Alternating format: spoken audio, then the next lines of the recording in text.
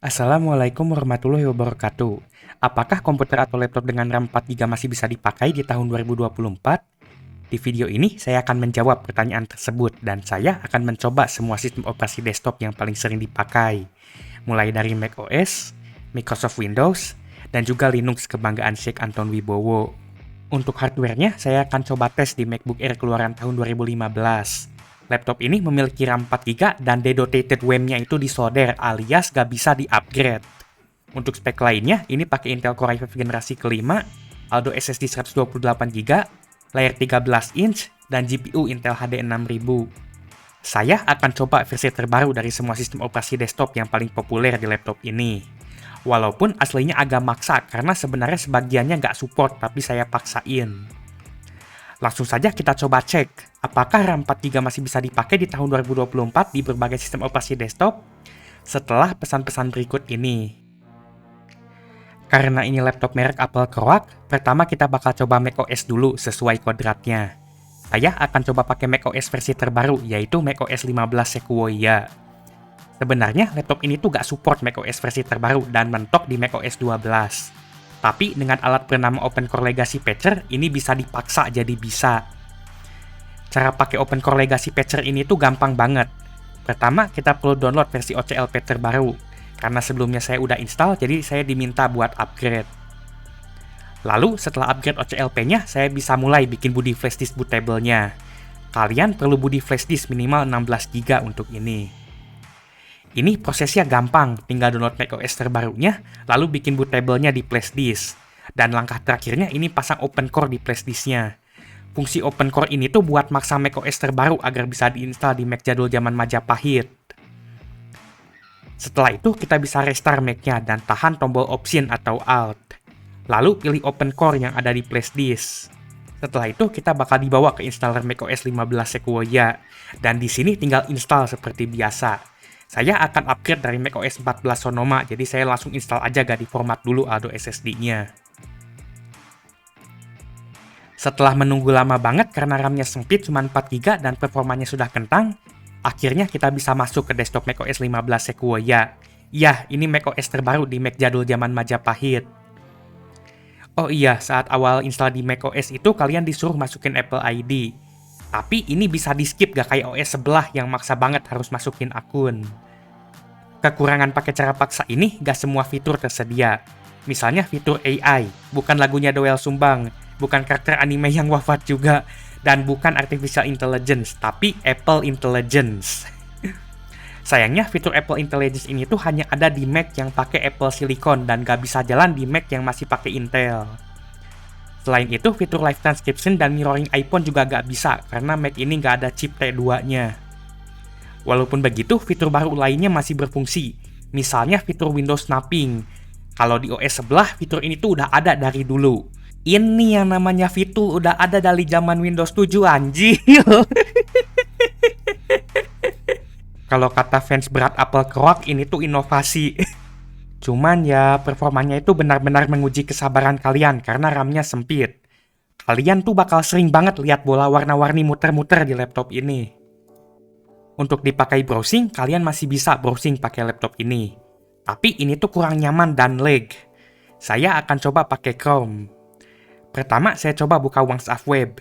Ini tuh masih cukup lancar dan bisa dipakai, tapi kalau chatnya kebanyakan itu bakal mulai nge-lag. Selanjutnya, saya coba buka YouTube. Untuk YouTube awalnya nge-lag dan sering frame drop. Ini loading halaman depannya aja lemot banget, luar binasa. Tapi setelah milih video dan nunggu iklan, videonya mulai lebih lancar. Jadi untuk YouTube ini tuh nge-lag-nya tuh cuma di awal-awal aja, biasanya saat awal muncul iklan itu auto nge-lag. Saya coba nonton live streaming dan ini tuh masih bisa, tapi lebih parah itu yang nge-lag-nya daripada video biasa. Jadi saya bisa nonton VTuber lele pakai laptop lelet. Live chatnya ini masih bisa dilihat tapi agak-agak nge-lag.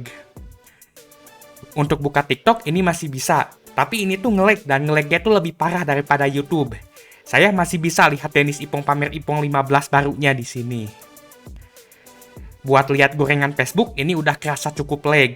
Loading postingannya itu lama, dan ini tuh gak kaget sih soalnya Facebook versi website tuh emang menyiksa komputer dan laptop kentang.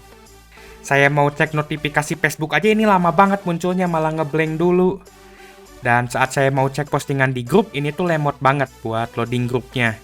Dan juga loading postingannya juga sama aja lama. Setelah postingannya muncul, saya penasaran sama komentarnya. Dan tentu saja buat lihat komentarnya itu perlu waktu lama juga karena lemot. Jadi kalian tuh lama nunggu loadingnya, bukan lama lihat komentar dan postingannya kalau main Facebook di laptop ini tuh. Kalau Facebookan di sini kayaknya pas muncul postingan, gorengan itu malah keburu udah dingin si gorengannya. Ini tuh lebih lama nunggu loadingnya daripada nikmatin main Facebooknya.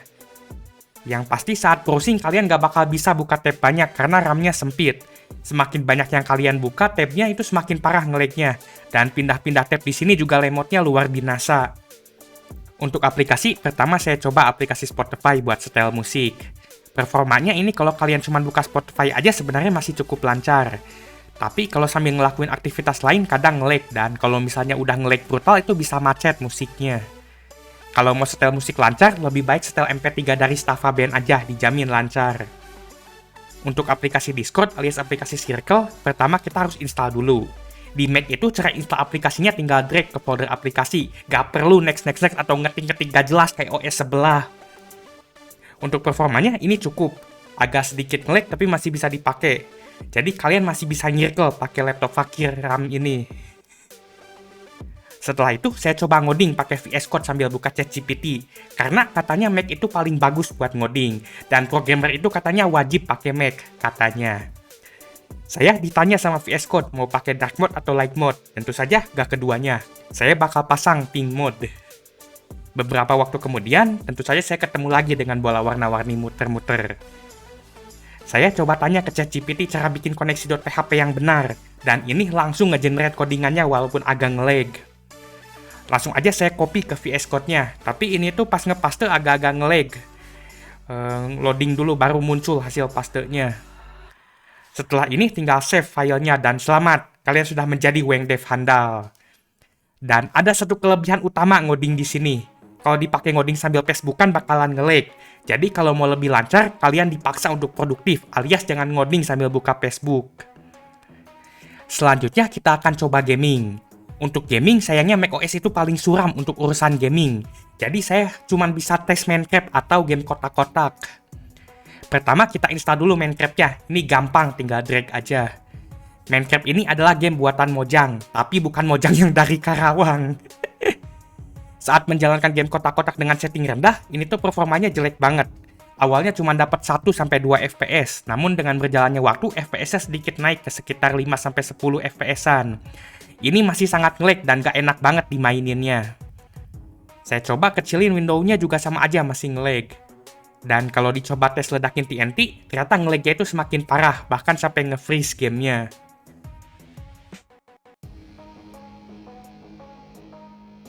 Tapi ini tuh aneh banget ya, setelah TNT-nya meledak semua, tiba-tiba FPS-nya jadi jauh lebih lancar. Sekarang FPS-nya naik ke 25-30-an, dan udah mulai enak ini dimainin. Saya gak tahu kenapa ini tiba-tiba lancar yang awalnya nge-lag brutal.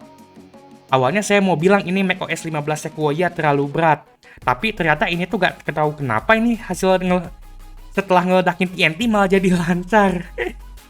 Soalnya saat kemarin saya tes di macOS 14 Sonoma itu performanya cukup lancar. Kesimpulannya, RAM 4GB ini udah ngos-ngosan saat dipakai di macOS versi terbaru. Ini tuh masih bisa dipakai tapi harus ekstra sabar dan sudah gak bisa multitasking lagi. Setelah kita tes performa dengan OS yang sesuai kodrat laptop ini, kita akan coba melawan kodrat dengan memasang Windows di laptop merek Apple Croak. Ya, ini bisa dilakukan di sebagian besar Mac zaman Majapahit yang masih pakai prosesor Intel. Cara installnya ini gampang banget, gak beda jauh sama install Windows di PC rakitan. Kalian tinggal bikin bootable-nya pakai Rufus. Pastikan kalian sudah mengaktifkan bypass-nya, karena laptopnya ini aslinya nggak support Windows 11. Dan juga saya males masukin akun Microsoft, jadi saya pengen skip itu. Setelah beres, lepas flash disk-nya, lalu colok flash disk-nya.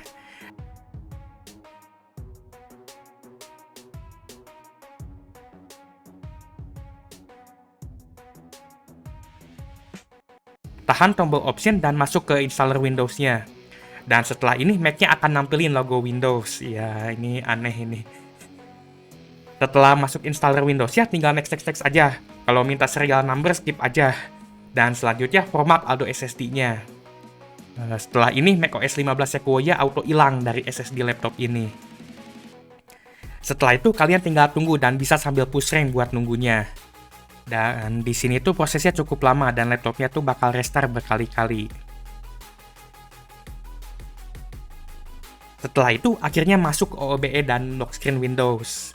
Ternyata kali ini bypassnya work. Jadi saya gak harus masukin Microsoft account seperti saat saya pasang Windows 11 di Mac mini kemarin. Kalian bisa lihat videonya di channel saya. Setelah terinstall, ini tuh aneh ya. Kok Mac alias komputer merek Apple Croc malah jalanin Windows 11? Tapi yang lebih aneh lagi, ini wifi-nya nggak kedetek dan saya tuh jadi nggak bisa internetan nih. Dan sangat disayangkan dari laptop ini tuh nggak ada port LAN-nya, baik di sebelah kiri ataupun di sebelah kanan juga nggak ada. Jadi mau gak mau saya harus coba pasang driver wifi-nya. Pertama saya buka device manager buat cari tahu ini wifi-nya pakai apa jenisnya.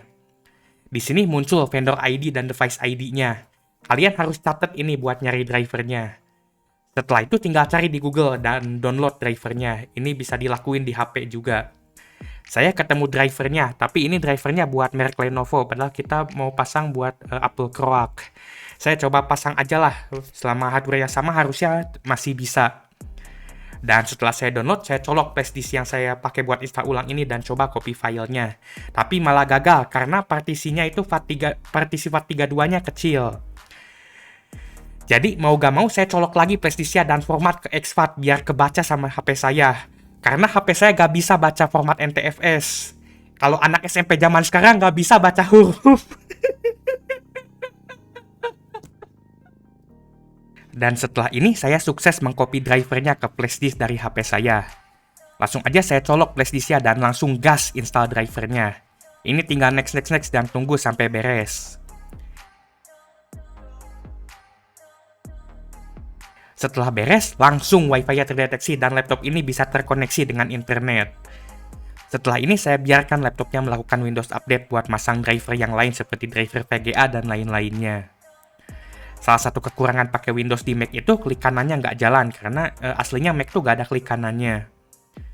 Setelah semua drivernya kepasang, saya langsung buka Test Manager. Dan ini tuh terlihat kalau RAM-nya langsung sempit. Jadi saya langsung coba pasang Atlas. Soalnya ada yang bilang katanya kalau Windows dipasang Atlas itu bisa jadi kenceng. Ternyata bukan Atlas sarung, tapi Atlas OS. Ini itu alat yang akan memodifikasi Windows-nya menjadi lebih ringan dengan menghapus sampah-sampah dan spy-spy-nya. Caranya tuh gampang dan udah pernah saya bahas di video sebelumnya. Singkatnya kalian tinggal pasang AME Wizard, bukan AME yang baru graduate. Masukin playbook Atlas OS-nya dan ikutin instruksinya sampai beres. Kalian bisa atur sesuai kebutuhan ini kostumisasi si Atlas OS-nya. Kalian mau hapus apa aja. Setelah pasang Atlas OS, penggunaan RAM-nya itu berkurang cukup signifikan. Dan RAM 4GB ini tuh terasa sedikit lebih lega. Yang awalnya penggunaannya 2-3 GB-an, sekarang jadi cuma 1,4 GB. Untuk penggunaan browsing, saya akan coba pakai browser Brave yang berbasis Chrome. Karena Microsoft Edge-nya udah dihapus sama Atlas OS. Untuk performanya, ini cukup bikin saya kaget. Saya awalnya ngira bakal nge-lag brutal. Tapi ternyata untuk browsing tuh malah lebih lancar daripada macOS. Saya yakin ini efek dari Atlas OS. Kalau pakai Windows asli pasti bakal nge-lag. Dan kalau dilihat dari penggunaan RAM-nya, ini masih ada sisa cukup banyak, sekitar 1 GB-an lagi saat dipakai browsing. Selanjutnya, saya akan coba buka beberapa tab, dan setelah ini jadi agak-agak lebih nge-lag saat pindah tab. Tapi ini yang saya rasakan, ini tuh masih lebih smooth dibandingkan macOS 15. Saya kaget juga ini. Saya kira Windows bakalan yang paling nge-lag. Jadi singkatnya, kalian masih bisa browsing pakai RAM 4GB di Windows 11 dengan Atlas OS. Asalkan jangan buka banyak tab dan jangan buka banyak aplikasi sekaligus. Selanjutnya saya coba browsing sambil buka Discord, aplikasi Circle, dan Spotify. Ini masih sedikit lag, tapi jauh lebih lancar daripada macOS. Untuk Spotify-nya di sini lancar, belum pernah macet. Ini penggunaan RAM-nya udah bener-bener sesak nafas. Tapi saya gak ngira ini gak sampai ngehang atau sampai nge-lag brutal banget. Saya sedikit curiga ini efek dari Aldo SSD-nya yang kenceng, karena ini tuh laptop pakai SSD PCI Express. Salah satu kelebihan Windows dibandingkan macOS itu gamenya jauh lebih banyak. Jadi kita bisa coba game lain selain game kotak-kotak. Pertama, saya akan coba game Kikir. Karena Aldo SSD-nya cuma 128GB, jadi ini tuh pas-pasan banget penyimpanannya. Walaupun begitu, tetap aja saya coba paksa install. Setelah diinstal, saya coba jalankan game Kikirnya. Dan untuk performanya, di layar awal dapat 20 FPS-an. Tapi setelah masuk game, FPS-nya cuma dapat sekitar 10-15 FPS. Dan ini tuh sudah pakai setting rata kiri. Sebenarnya game Kikir masih bisa jalan, cuman ya unplayable dan gak enak banget maininnya. Karena FPS-nya cuma 10-15 FPS. Kalau dilihat dari statistiknya, ini tuh sepertinya bottleneck di GPU Intel HD-nya. Dan juga kalau kalian lihat dari penggunaan RAM-nya, ini udah mulai sesak nafas. Setelah game Kikir, saya akan coba Kirandu Doftor Dini. Untuk performanya, ya sama-sama nge-lag kayak game Kikir. Ini udah pakai setting rata kiri juga dan resolusi 800x600. Buat FPS-nya, ini tuh cuma dapat 10-20 FPS, jadi ya gak enak main GTA 5 di laptop ini. Dan ini tuh cuma sekedar bisa jalanin dan bisa dimainin aja, tapi gak lancar. Kesimpulannya, Windows 11 di RAM 4GB itu udah sangat sempit. Tapi untungnya setelah dipasang Atlas OS bisa menjadi sedikit lebih lega dan masih bisa dipakai. Asalkan kalian kesabar dan jangan kebanyakan multitasking. Terakhir, kita akan coba Linux. Saya akan pakai distro usus Ubuntu LTS terbaru saat video ini dibuat, yaitu Ubuntu 24.04. Versi Ubuntu terbaru masih mendukung penuh banyak komputer dan laptop jadul. Jadi kita gak perlu pakai cara aneh-aneh dan langsung install aja. Untuk proses installnya, kalian tinggal bikin bootable Linux-nya pakai Balena Etcher atau aplikasi sejenisnya. Lalu, colok flashdisk-nya. Pencet tombol option dan pilih flashdisk-nya. Setelah itu, tinggal masuk ke Linux dan install seperti biasa. Tinggal next. Gampang banget kan caranya? Gak kayak distro sebelah yang suka teriak-teriak BTW yang susah installnya. Di sini, saya akan hapus Windows 11-nya dan menggantikannya dengan Ubuntu 24.04. Selanjutnya kita diminta username dan password yang diinginkan. Ini bebas asal jangan sampai lupa, kecuali kalian mau install ulang lagi. Saya coba masukin lokasi saya tapi malah gak kedetek di sini sayangnya. Setelah ini proses installnya akan berjalan. Kalian tinggal tunggu sampai beres. Saran saya jangan sambil push rank, karena ini tuh bakalan lebih cepat daripada satu match. Satu hal yang saya sadar di Linux ini ada driver touchpad ya, jadi saya bisa scroll pakai 2 jari. Di Windows 11 tadi itu gak bisa. Dan setelah beres installnya, kita masuk ke desktop usus Ubuntu 24.04. Ini tuh prosesnya jauh lebih cepat daripada install macOS dan Windows. First impression saya, ini tuh satset banget, jauh lebih lancar dibandingkan macOS dan Windows. Selain itu, penggunaan RAM-nya juga paling kecil dibandingkan OS lainnya. Selanjutnya, saya akan tes browsing. Dan untuk performanya ini singkatnya tuh paling lancar dibandingin OS sebelah. Saya bisa lihat gorengan Facebook dengan sangat lancar di Linux. Sampai-sampai saya tuh lupa ini RAM-nya cuma 4GB. Saya coba buka tab cukup banyak juga masih lancar ini saat pindah-pindah tab. Dan saat saya cek penggunaan dedotated WAM-nya, ternyata yang kepake cuma sekitar 2GB-an. Padahal saya buka tab dan aplikasi cukup banyak. Ini saya udah buka Facebook, WA Web, Telegram Web, Discord, dan Spotify, tapi masih lancar ini.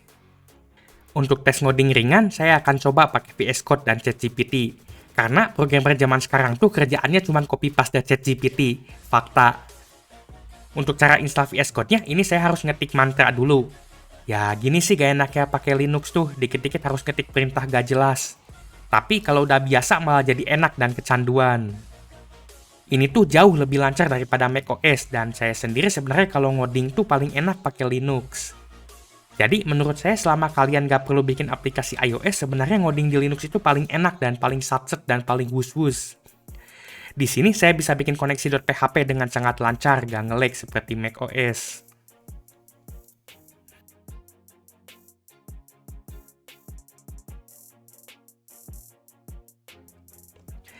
Selanjutnya, saya akan coba gaming dikit di Linux. Di Linux, kalian bisa pasang Steam, tapi sayangnya gamenya nggak sebanyak Windows. Pertama, saya akan coba Stumble Guys. Ini tuh game aslinya nggak support Linux, tapi kita bisa paksa pakai Proton biar bisa jalanin sebagian kecil game Windows di Linux. Untuk performa Stumble Guys ini masih lancar, karena ini tuh game yang ringan banget. Tapi pas saya mainin game ini, laptopnya tuh langsung jadi auto panas banget dan kipasnya berisik. Setelah itu saya akan coba game yang jauh lebih berat, yaitu CS2. Pertama ini ada proses vulkannya dulu. Namun setelah beres malah muncul error. Ini dikarenakan VGA Intel HD-nya belum support Vulkan versi 1.2, jadi kita gak bisa main CS2 di sini. Akhirnya saya coba kurangin 0.4 jadi CS 1.6. Dan untuk CS 1.6 ini lancar pakai banget. Ya, karena ini game zaman Megalithikum dijalanin di laptop zaman Majapahit. Jadi auto lancar seharusnya, dan ini memang beneran lancar. Menurut saya, secara performa, Linux ini menawarkan performa paling satset dan cepat dibandingkan OS sebelah. OS sebelah tuh sudah kerasa lemot di RAM 4GB. Tapi kalau RAM 4GB di Linux tuh gak kerasa seperti RAM 4GB saking lancarnya. Jadi, apakah komputer dan laptop RAM 4GB masih bisa dipakai di tahun 2024? Menurut saya, RAM 4GB udah agak kurang. Karena RAM 4GB itu udah sangat terbatas dan gak mampu menjalankan banyak aplikasi sekaligus, apalagi kalau secara bersamaan atau multitasking. Walaupun sudah pakai SSD sekalipun, oh ya ini laptop pakai SSD PCI Express yang kenceng banget. Tetap saja masih nge-lag karena RAM-nya cuma 4GB. Jadi RAM itu gak kalah penting dengan kecepatan penyimpanan. Kalau dari performa, sebenarnya Linux menawarkan performa paling terbaik buat komputer dan laptop kentang yang RAM-nya masih 4GB. Karena Linux itu ringan, gak banyak bloatware dan pemberatnya seperti OS sebelah. Namun, sayangnya Linux itu sedikit lebih sulit dipakai dan gak support aplikasi yang dipakai orang normal seperti Microsoft Office dan juga alat-alat Adobe seperti Photoshop. Sebenarnya kalau kalian kesabar sih masih bisa pakai RAM 4GB, cuman ya itu, harus kesabar. Setelah saya mencoba sendiri RAM 4GB di video ini, saya benar-benar respect ke kalian yang masih pakai komputer dan laptop RAM 4GB di zaman sekarang. Kalian adalah orang yang sangat sabar. Saya harap semoga kalian bisa upgrade RAM atau sekalian upgrade perangkatnya yang lebih lancar. Kalau perangkat kalian bisa upgrade RAM, menurut saya lebih baik upgrade saja RAM-nya minimal banget ke 8GB. Karena pakai RAM 4GB di tahun 2024 tuh sangat menyiksa. Itu saja sekian dari saya, semoga video ini bermanfaat.